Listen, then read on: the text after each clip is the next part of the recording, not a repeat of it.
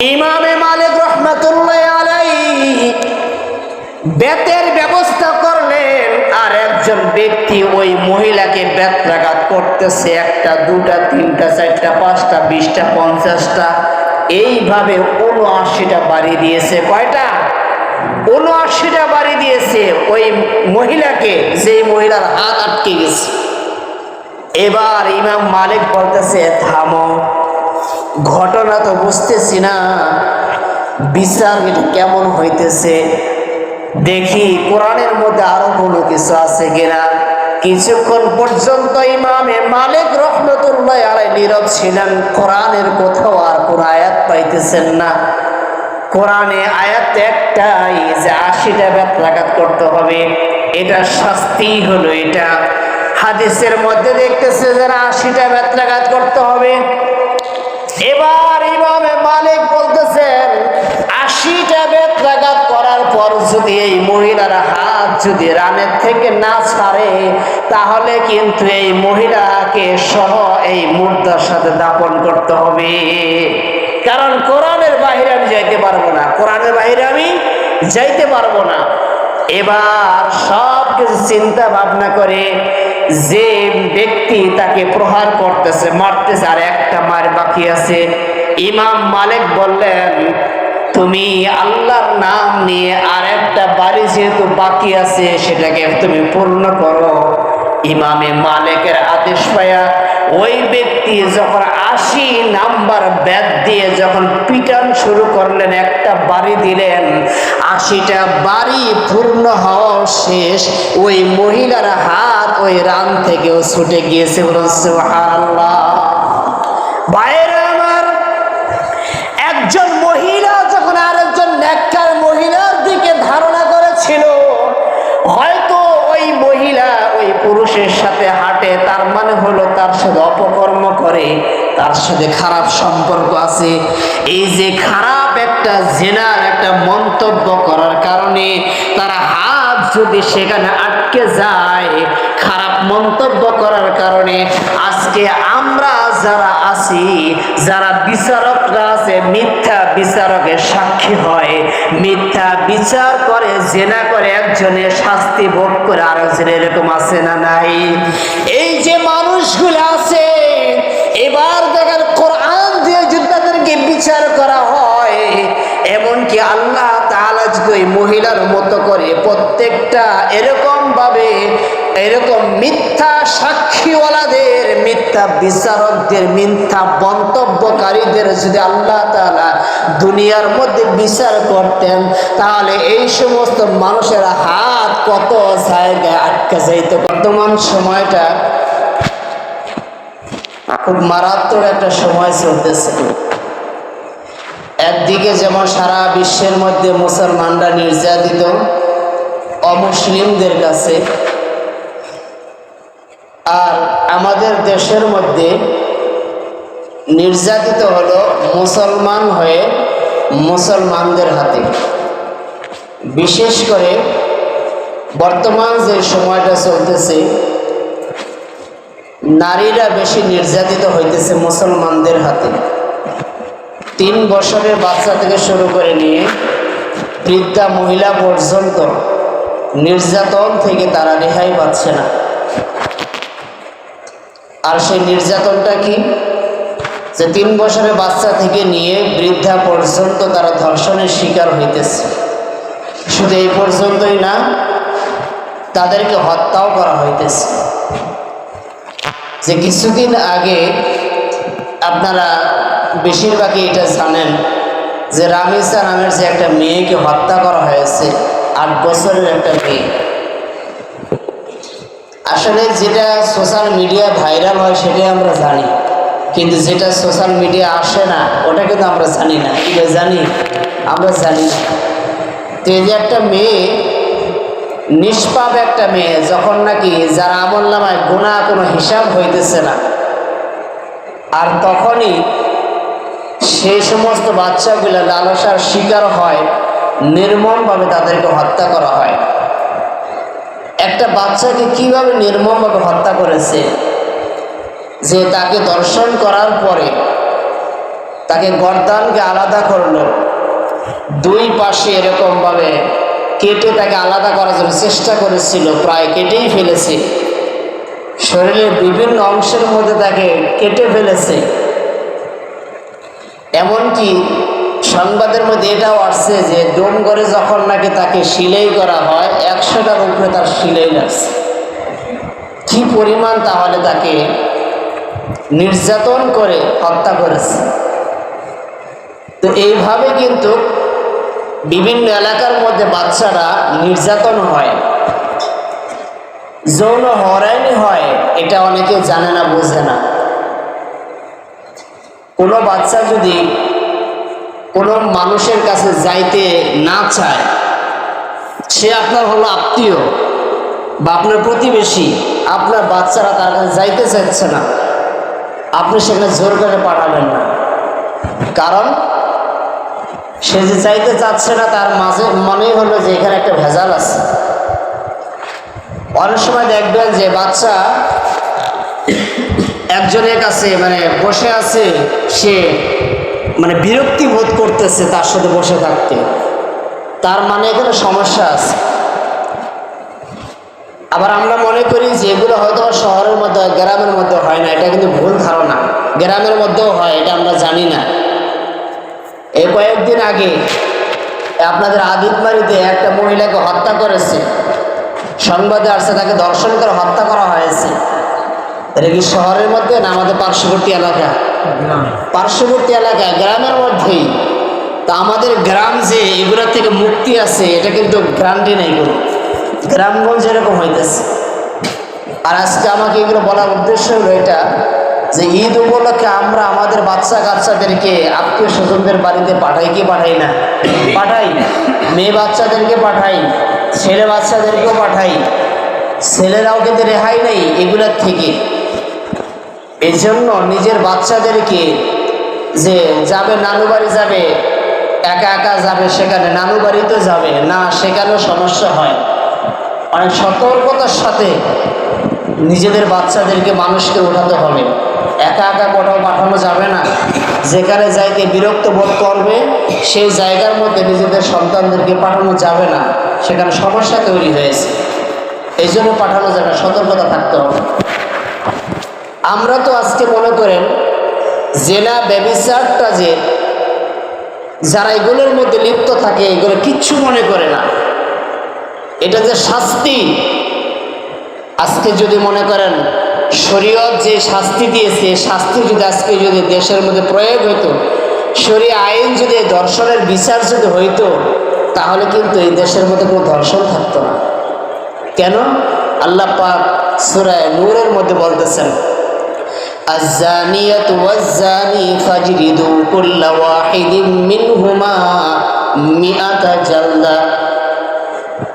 আল্লাহ তাআলা বলতেছেন যে কেউ যদি ব্যভিচার করে আর সে যদি অবিবাহিত হয়, ব্যভিচার করছে, সে চাই নারী হোক অথবা পুরুষ হোক, মিআতা জালদা, তাকে 100 বেত্রাঘাত করো। কয়টা? 100টা বেত্রাঘাত করো যদি সে অবিবাহিত হয়। আর যদি সে বিবাহিত হয়ে ব্যভিচার করে তাহলে তাকে রজম করো, মানে তাকে মাটির মধ্যে পুঁতে তাকে পাথর নিক্ষেপ করে তাকে হত্যা করো। যতক্ষণ পর্যন্ত তার প্রাণ বের না হবে ততক্ষণ পর্যন্ত তাকে পাথর নিক্ষেপ করতে থাকো, এবং চতুর্পাশ দিয়ে মুমিনরা দাঁড়িয়ে দাঁড়িয়ে এটাকে দেখবে, প্রত্যক্ষদর্শী হবে যে এভাবে একজন ব্যভিচারকে শাস্তি দেওয়া হয়। যদি আজকে যদি দুনিয়ার মধ্যে, আমাদের দেশের মধ্যে একজন অবিবাহিত জেনাকারকে যদি 100 বেত্রাঘাত করা হতো, আর যদি বিবাহিত কোনো নারী অথবা পুরুষকে যদি এরকমভাবে রজম করা, তাকে হত্যা করা হতো পাথর নিক্ষেপ করে, তাহলে এই দেশের মধ্যে কোনো জেনাকার থাকতো? থাকতো না। মুহতারাম হাজিরিন, ইমামে মালিক রহমতুল্লাহি আলাইহির জামানার ঘটনা। ইমামে মালিক রহমতুল্লাহি আলাইহির জামানায় এক গ্রামে একটা মহিলা মৃত্যুবরণ করেছে, নেককার মহিলা, পরহেজগার মহিলা। এই মহিলা মৃত্যুবরণ করার পর আর এক এলাকা থেকে মহিলারা আসছে তাকে গোসল করানোর জন্য। মহিলা আসছে, কেননা মহিলাদেরকে গোসল করানোর জন্য মহিলা দ্বারাই লাগবে, পুরুষে গোসল করাইতে পারবে না। তো এই মহিলা গোসল করানোর সময় যখন নাকি উরু পর্যন্ত হাত নিয়ে আসছে, আর হাত নিয়ে আসার পরে একটা কল্পনা করছে ওই মহিলা মনে মনে। এই কল্পনা করার সঙ্গে সঙ্গে মহিলার হাত এই উরুর সাথে আটকে গেছে, আঠার মতো লেগে গেছে, আর হাত ছুটাইতে পারে না। মহিলা এত চেষ্টা করে হাত ছুটাইতে পারে না রান থেকে। এখন কি করবে? মানুষগুলো এলাকার মধ্যে ইমাম সাহেবদের কাছে দৌড়ায় চলে গেছে, হুজুর এই ঘটনা হয়েছে, গোসল দেওয়ার সময় হাতটা এই রানের সাথে লেগে গেছে, আর এখন তো হাতটা ছুটতেছে না, এখন করণীয়টা কি? এলাকার যত ইমাম আছে তারা পরামর্শ করে ফতোয়া দিয়েছে মহিলার হাত কেটে ফেলতে হবে, আর না হইলে ওই যে মহিলা মারা গেছে তার রান থেকে মাংসটাকে কেটে আলাদা করতে হবে। এছাড়া বিকল্প আর কোনো রাস্তা নাই, কারণ এই মহিলা সহ একে তো আর দাফন করা যাবে না। এখন হাত কাটবে, হাত কাটার জন্য রেডি। এই মহিলার স্বামী বলতেছে আমার স্ত্রী আসছে আপনাদের উপকার করার জন্য, সে উপকার করার জন্য এত দূর থেকে আসছে, আর আমার স্ত্রীর হাত কেটে দিবেন? না না না, এটা আমি কাটতে দিব না। আমার স্ত্রী জীবিত আছে, আমি জীবিত মানুষের হাত কাটতে দিব না। যদি কাটতে হয় তাহলে আপনার স্ত্রীর হাত কেটে দেন, যেহেতু মারা গেছে সে। এখন এই যে ব্যক্তি মারা গেছে এই মহিলার স্বামী বলতেছে না না না, আমার স্ত্রী অনেক ভালো ছিল, আমি তো আমার স্ত্রীর শরীর থেকে গোশত আলাদা করতে দিব না। এখন কি সমাধান হবে? সমস্ত ইমামরা তো বলতেছে যে কোনো একটা কাটতে হবে। এখন সর্বশেষ সমাধান নেওয়ার জন্য তৎকালীন ইমামে মালিক রহমতুল্লাহ আলাইহির কাছে গিয়ে ঘটনাগুলো খুলে বললেন। কি ঘটনা? যে ঘটনা হয়েছে, গোসল করার সময় মহিলার হাত যখন রান পর্যন্ত নিয়ে গেছে, রানের সাথে হাতটাকে আটকে গেছে, এখন হাত আর ছুটতেছে না। এখন করণীয় কি? তখন বলতেছে ঠিক আছে আমি সেখানে যাইতেছি। এবার ইমাম মালিক রহমতুল্লাহ আলাইহি সেখানে আসলেন, পর্দার আড়াল থেকে ওই মহিলাকে জিজ্ঞাসা করেন। ইমামে মালিক বলতেছেন ও মহিলা, তুমি যা কিছু বলবা সত্য সত্য বলবা, কখনো মিথ্যা বলার চেষ্টা করবা না।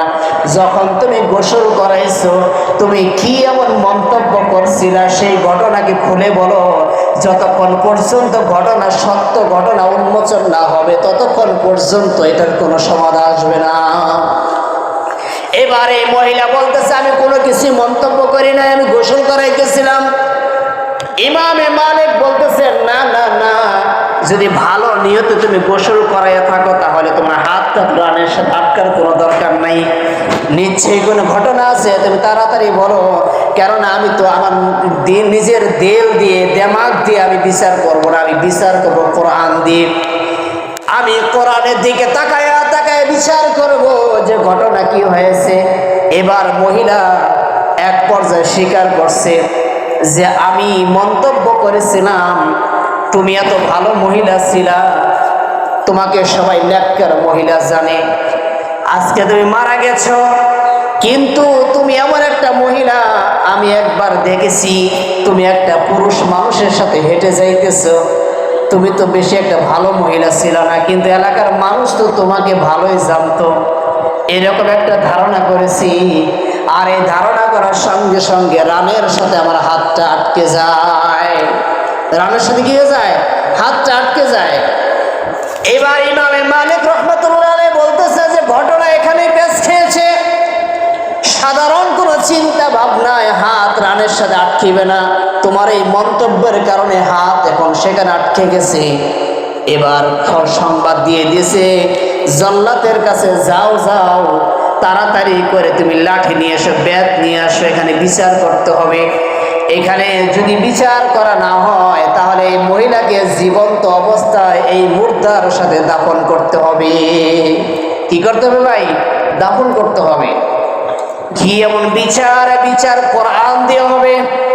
কোরআনে পাক আল্লাহ তাআলা যে আয়াতে কারিমা নাযিল করেছেন, ওয়াল্লাযীনা ইয়ারমুনাল মুহসানাতি সুম্মা লাম ইয়াতু বিআরবাআতি শুহাদা।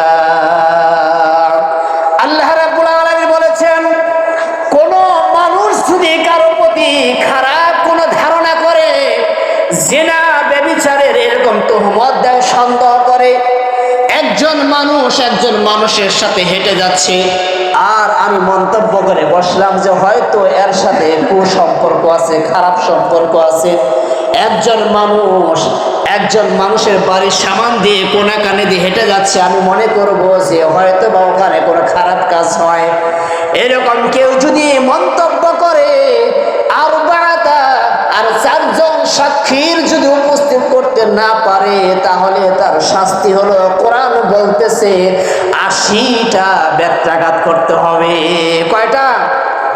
80টা বেত্রাঘাত করতে হবে। কেউ যদি কারো প্রতি খারাপ ধারণা করে, জিনা ব্যভিচারের তহমত দেয়, আর চারজন সাক্ষীকে যদি উপস্থিত করতে না পারে, তাহলে 80টা বেত্রাঘাত করতে হবে, কোরআন বলতেছে। ইমামে মালিক রাহমাতুল্লাহ আলাইহি বেতের ব্যবস্থা করলেন, আর একজন ব্যক্তি ওই মহিলাকে বেত্রাঘাত করতেছে, 1টা 2টা 3টা 4টা 5টা 20টা 50টা, এইভাবে 79টা বাড়ি দিয়েছে। কয়টা? 79টা বাড়ি দিয়েছে ওই মহিলাকে, যে মহিলার হাত আটকে গেছে। এবার ইমাম মালিক বলতেছে, থামো, ঘটনা তো বুঝতেছি না, বিচার এটা কেমন হইতেছে, দেখি কোরআনের মধ্যে আরো কোনো কিছু আছে কিনা। কিছুক্ষণ পর্যন্ত ইমামে মালিক রাহমাতুল্লাহ আলাইহি নীরব ছিলেন। কোরআনের কোথাও আর কোন আয়াত পাইতেছেন না। কোরআনে আয়াত একটাই, যে 80টা বেত্রাঘাত করতে হবে, এটা শাস্তি হলো এটা। হাদিসের মধ্যে দেখতেছে যে 80টা বেত্রাঘাত করতে হবে। এবার ইমামে মালিক বলতেছেন, 80টা বেত্রাঘাত করার পর যদি এই মহিলার হাত যদি রানের থেকে না ছাড়ে, তাহলে কিন্তু এই মহিলাকে সহ এই মুর্দার সাথে দাফন করতে হবে। কারণ কোরআনের বাইরে আমি যাইতে পারবো না, কোরআনের বাইরে আমি যাইতে পারবো না। এবার সব কিছু চিন্তা ভাবনা করে, যে ব্যক্তি তাকে প্রহার করতেছে, মারতেছে, আর একটা মার বাকি আছে, ইমাম মালিক বললেন, তুমি আল্লাহর নাম নিয়ে আর একটা বাড়ি যেহেতু বাকি আছে, সেটাকে তুমি পূর্ণ করো। ইমামে মালিকের আদেশ পায়া ওই ব্যক্তি যখন 80 নাম্বার বেত দিয়ে যখন পিটান শুরু করলেন, একটা বাড়ি দিলেন, 80টা বাড়ি পূর্ণ হওয়া শেষ, ওই মহিলার হাত ওই রান থেকেও ছুটে গিয়েছে। বলুন সুবহানাল্লাহ। বাইরে আমার, একজন মহিলা যখন আরেকজন নেককার মহিলার দিকে ধারণা করেছিল, হয়তো ওই মহিলা ওই পুরুষের সাথে হাঁটে, তার মানে হলো তার সাথে অপকর্ম করে, তার সাথে খারাপ সম্পর্ক আছে। এই যে খারাপ একটা জিনার একটা মন্তব্য করার কারণে তার হাত যদি সেখানে আটকে যায়, খারাপ মন্তব্য করার কারণে আজকে আমরা যারা আছি, যারা বিচারকরা আছে, মিথ্যা বিচারকের সাক্ষী হয়, মিথ্যা বিচার করে, জেনা করে, একজনের শাস্তি ভোগ করে আরেকজনের, এরকম আছে না নাই? এই যে মানুষগুলো আছে, এবার দেখেন কোরআন দিয়ে যদি তাদেরকে বিচার করা হয়, এমনকি আল্লাহ তাআলা যদি ওই মহিলার মতো করে প্রত্যেকটা এরকম ভাবে, এরকম মিথ্যা সাক্ষীওয়ালাদের, মিথ্যা বিচারকদের, মিথ্যা মন্তব্যকারীদের যদি আল্লাহ তাআলা দুনিয়ার মধ্যে বিচার করতেন, তাহলে এই সমস্ত মানুষের হাত কত জায়গায় আটকে যাইত। কিন্তু কোরআন দেখাইয়া দিচ্ছেন যে কারো প্রতি যদি তুমি খারাপ ধারণা করো জিনা ব্যভিচারের, তাহলে তোমার শাস্তি কিন্তু 80টা বেত্রাঘাত।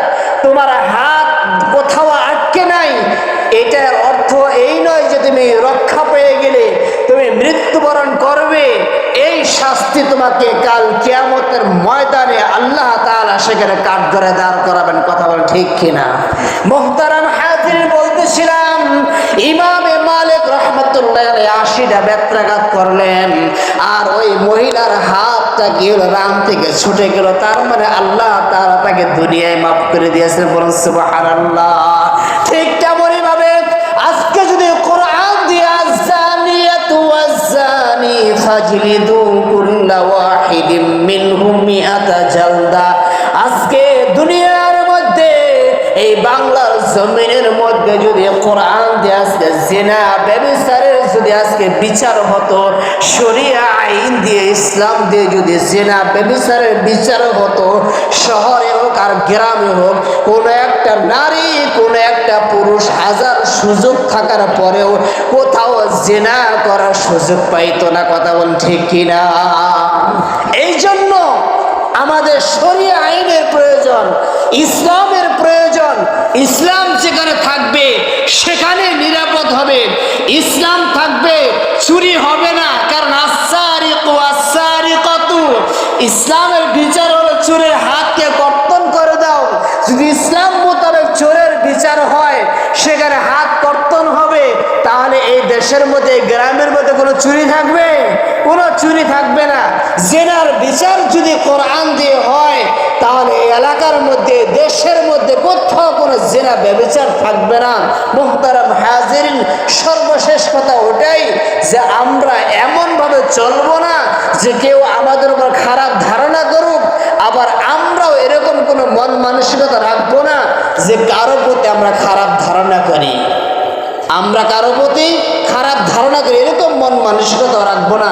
এবং আমাদের বাচ্চা কাচ্চাদেরকে আমরা যেখানেই পাঠাই না কেন, আমরা সেখানে সতর্ক থাকি, সচেতন থাকি। এমন কোনো মানুষের কাছে, মামাতো ভাই, খালাতো ভাই, ফুফাতো ভাই, চাচাতো ভাই, তাদের কাছে আমাদের বাচ্চাগুলো ছেড়ে না দেয়। কারণ শয়তান যে সেখানে ধোঁকা দিবে না এর কোনো গ্যারান্টি আছে? কোনো গ্যারান্টি নাই।